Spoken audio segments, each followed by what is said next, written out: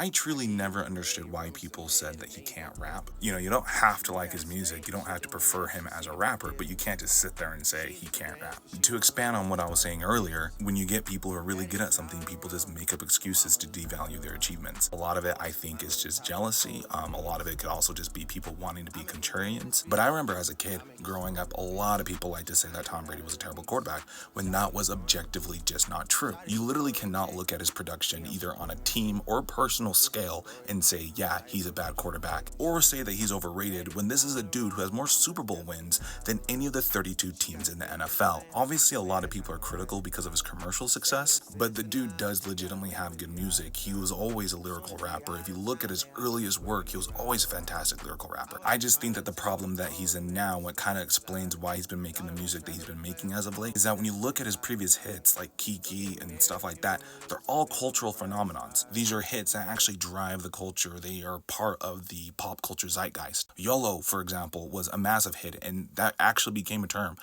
Or at least before then, it wasn't as popular up until he came out with that record. Hotline Bling absolutely changed the landscape of rap. And these are hits that sit on the charts for a while, where his other ones don't really necessarily do that as much. So when I see him come out with the CLBs and the Honestly Neverminds, it's just me assuming that he's just trying to reactivate that magic again. He's just trying to do it again. But never for a moment did I ever think that he can't rap. If you honestly do not believe that he can rap, listen to his feature on Churchill's Downs. By far one of his best features. He is so self-aware when it comes to his public perception. I don't even think people realize it. He literally says that he's getting so rich that his music is no longer relatable, and he has such an ego that he feels like a kid again. This is a feature that came out in the beginning of last year. He was already ahead of the conversation now that people are only talking about it within the past few weeks. Again, not saying that you have to think he's a good person or even like his music, but to objectively think or believe that he's not a good rapper is absolutely ridiculous.